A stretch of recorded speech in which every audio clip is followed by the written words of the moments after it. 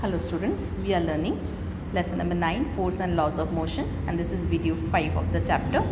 Today we are going to learn about that how Newton's second law of motion is applied in our daily life. Let us explain. Let us take 3 examples and see the application of second law of motion in our daily life. Now this is the formula of second law of motion, where it explains that force applied is directly proportional to the mass of the object. That means if the mass of the object is more, then more force has to be applied to accelerate it.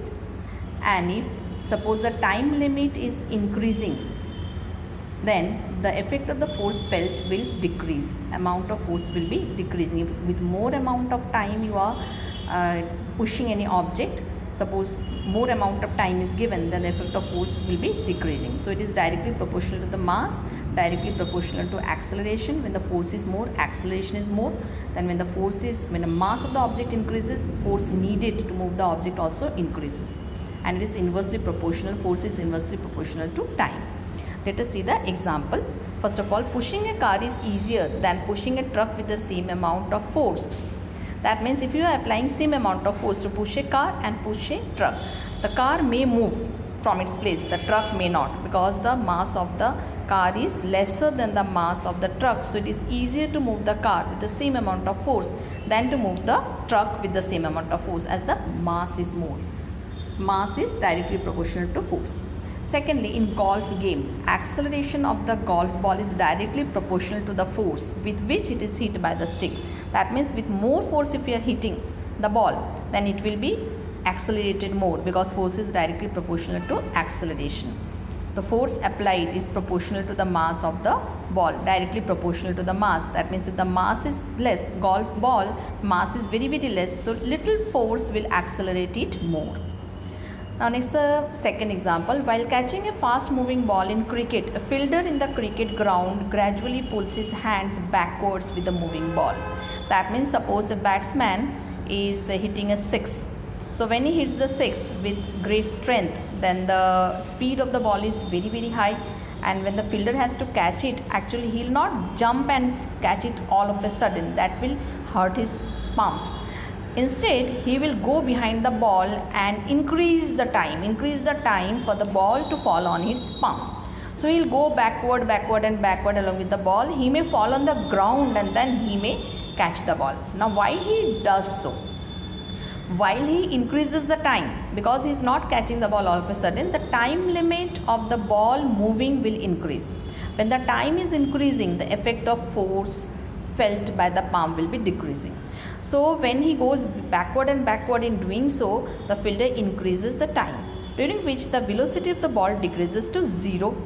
Thus the acceleration of the ball is decreased, and therefore the impact of catching the fast moving ball is also reduced. Impact means effect of force felt by the palm is reduced. So very small force would have to be applied for holding the catch, and it will not hurt the palm of the fielder, as force is inversely proportional to time. So while explanation of this, you have to write this formula and say force is inversely proportional to time. When the time limit is increasing for the ball to fall on the hand, then the effect of force felt by the hand is less, as it is inversely proportional. Now let us see one more topic related to the second law. We can say that first law of motion can be mathematically stated from the mathematical expression for the second law of motion. That means what? That if you write the formula of the second law of motion, that is F is equal to ma, then from this formula you can explain the first law of motion. From the formula of the second law, the first law of motion can be explained. Now see how it is explained. Question is, the first law of motion can be mathematically stated from the mathematical formula of the second law of motion. Explain. First of all, mathematical formula of second law of motion is F is equal to ma. We can also write F is equal to m. Instead of a, we can write v minus u upon t. Now cross multiply and take t on the left hand side to F into t. F into t is equal to mv minus mu. Now suppose the force applied is 0. You are not applying any force. An object is moving with initial velocity u. Now in this case, suppose the object is moving with initial velocity u, and you have already thrown the object and you are not applying further any more force on it. That means the force applied on the object is 0. So in this case, when the force applied is 0, then in place of, I can write m and take m as common, v minus u is equal to, in place of force you put 0 into t.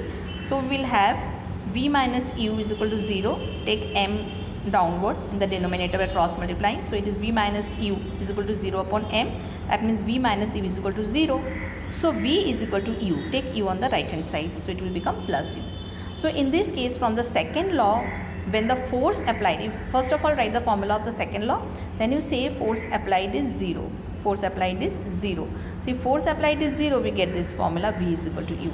Now if v is equal to u, this means that an object will continue moving with uniform velocity u throughout the time t if unbalanced force is not applied. If unbalanced force is 0, that means when no unbalanced force is applied on the object, then object in motion will remain in motion. That is the statement of the first law. So this means if v is equal to u and suppose the object is moving with initial velocity u, then it will keep on moving with initial velocity u without increasing the velocity. Velocity will not change. This means that the object will continue moving with uniform velocity u throughout the time t. And if u is equal to 0, here if u is equal to 0, then v will also be 0 because u is equal to v.